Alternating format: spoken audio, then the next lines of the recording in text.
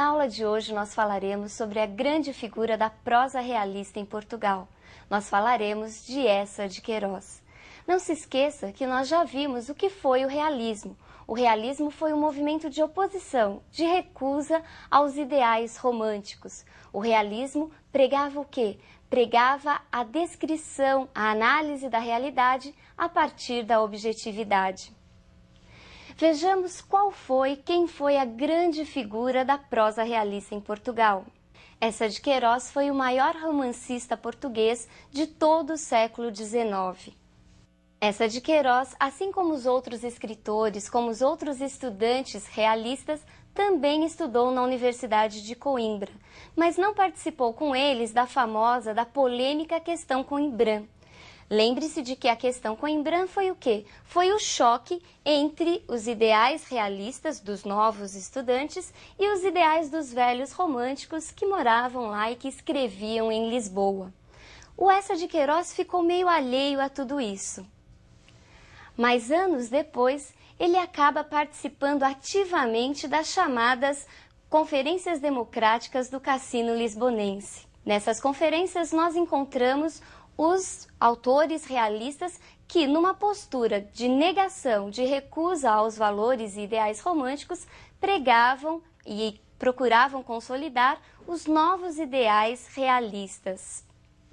10 conferências estavam programadas, mas apenas 5 foram proferidas. Isso porque o governo português considerava que essas conferências eram contra os ideais, contra os valores da Igreja e das instituições políticas do Estado.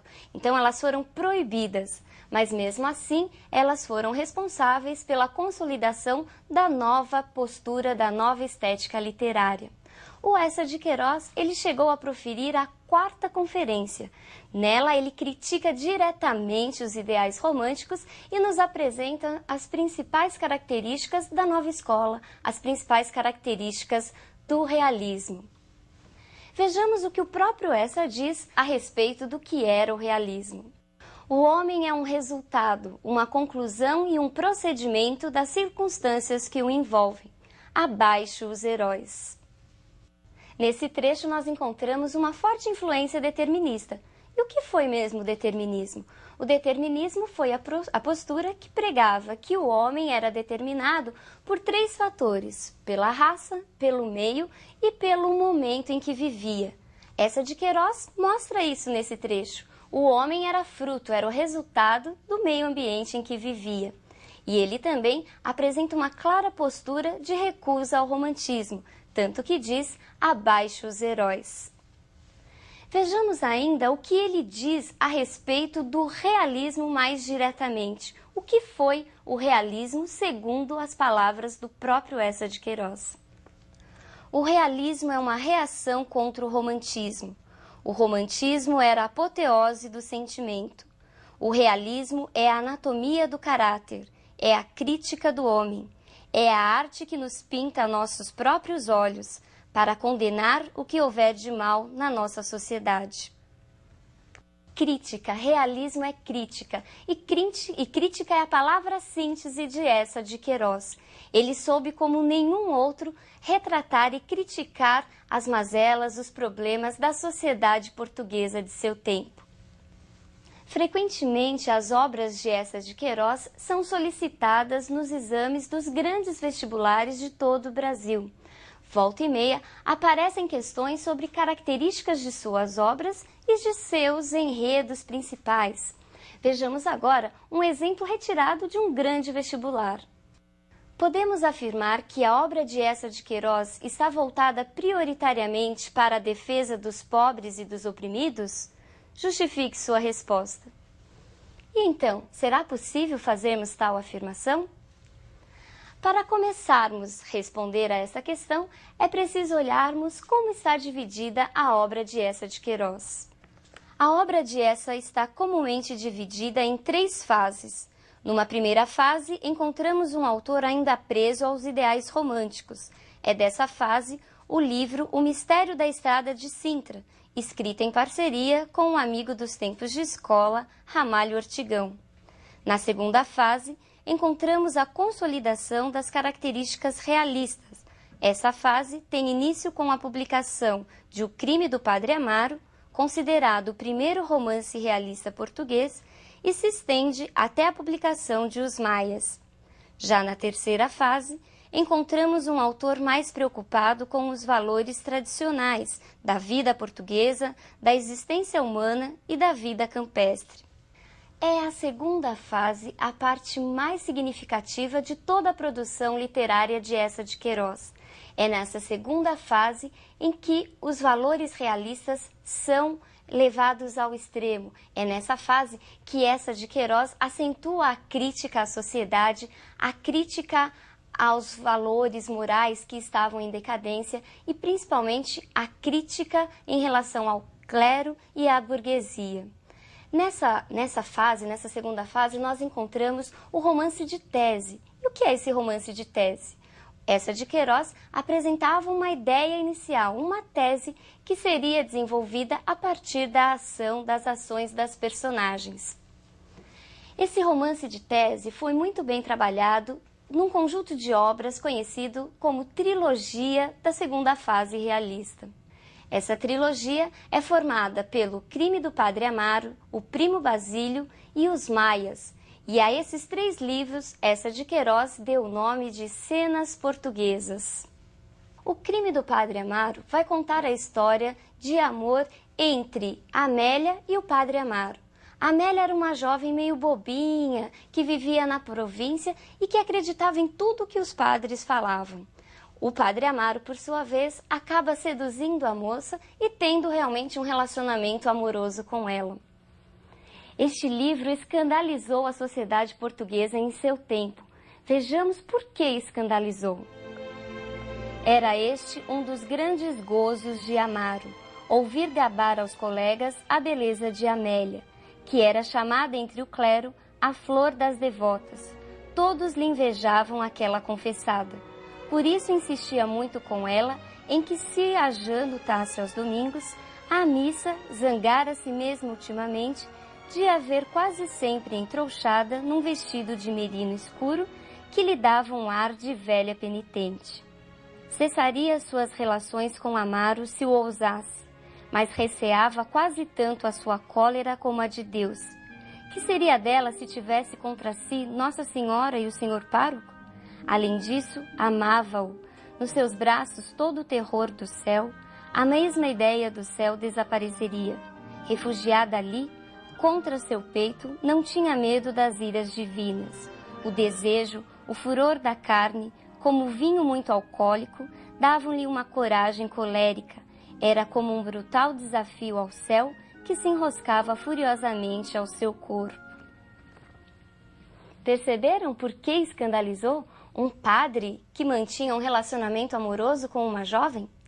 Outra obra importante de Eça de Queiroz nessa segunda fase é O Primo Basílio. O Primo Basílio, ele vai contar a história de quem? A história de Luísa, uma jovenzinha meio sem sal, sem açúcar, segundo alguns, que fazia o quê? Passava grande parte do seu dia lendo romances românticos e num excesso de sentimentalismo. Seu marido viaja a uma certa altura do texto e ela acaba se entregando a um relacionamento amoroso com seu primo, o Primo Basílio. Este, por sua vez, era um aventureiro, um rapaz despreocupado e que na realidade nem gostava de Luísa, apenas queria uma aventura amorosa. Vejamos agora um dos trechos mais importantes de O Primo Basílio, em que a criada Juliana fica chantageando a sua patroa, chantageia a Luísa. 600 mil réis? Onde quer que eu vá buscar 600 mil réis? Ao inferno, gritou Juliana, ou me dá 600 mil réis, ou tão certo como eu estar aqui, o seu marido há de ler as cartas. Luísa deixou-se cair numa cadeira aniquilada. Que fiz eu para isto, meu Deus? Que fiz para isto? Juliana plantou-se-lhe diante, muito insolente. Os Maias, o último livro da trilogia Cenas Portuguesas, conta a história do amor incestuoso dos 2 irmãos, Carlos Eduardo da Maia e Maria Eduarda. As crianças foram separadas enquanto ainda eram bebês, mas depois, por ironia do destino, acabam se encontrando e se apaixonando. Ao lado dessa trama central, Eça de Queiroz critica a futilidade e o falso moralismo da alta sociedade de Lisboa, da alta sociedade lisboeta. Vejamos agora um importante trecho em que Carlos Eduardo descobre ser irmão de Maria Eduarda. E tu acreditas que isso seja possível? Acreditas que suceda a um homem como eu, como tu, numa rua de Lisboa? Encontro uma mulher, olho para ela, conheço-a, durmo com ela, e entre todas as mulheres do mundo, essa justamente há de ser minha irmã? É impossível. Não há Guimarães, não há papéis, não há documentos que me convençam.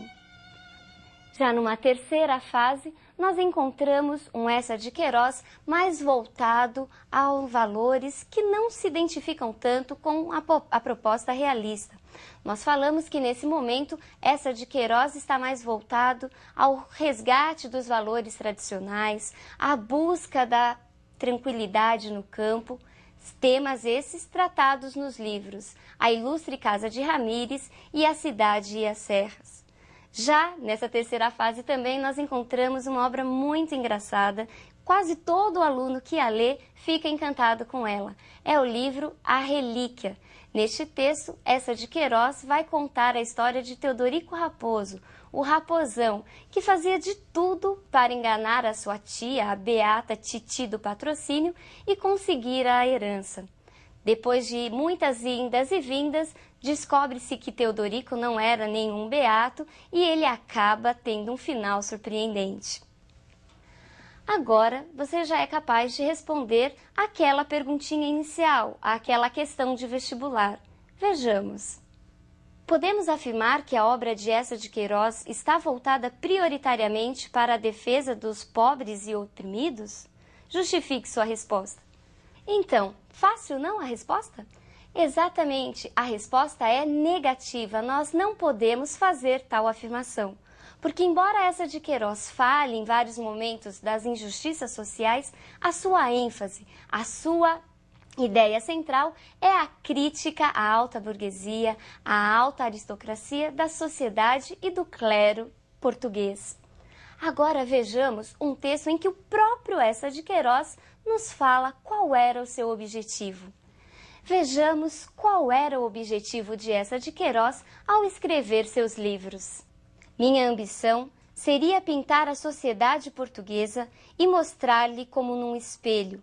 Que triste país eles formam, eles e elas. É o meu fim nas cenas portuguesas.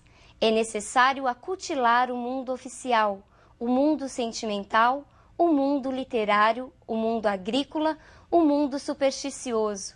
E com todo o respeito pelas instituições de origem eterna, destruir as falsas interpretações e falsas realizações que lhe dá uma sociedade podre. Não lhe parece você que um tal trabalho é justo? Viram? É o próprio Eça que nos dá a resposta a essa questão. Bom, na aula de hoje nós falamos da grande figura da prosa realista em Portugal. Por hoje é só, um grande abraço e até a nossa próxima aula.